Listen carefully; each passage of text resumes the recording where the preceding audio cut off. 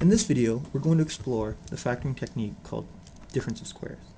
Difference of squares can be applied when we have a perfect square minus another perfect square. And that will always factor to root of the first perfect square plus root of the second perfect square times root of the first perfect square minus root of the second perfect square. So just to remind ourselves what a perfect square is, examples would include numbers such as 9, because that can be expressed as 3 times 3, or 25, because that can be expressed as 5 times 5. Another example of a perfect square would be x squared, because that can be expressed as x times x.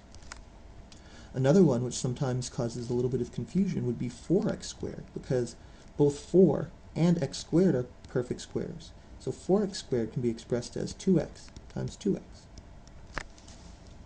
Let's look at a couple examples, shall we?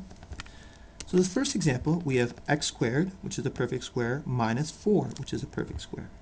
So that factors to x plus 2 times x minus 2, and we're done.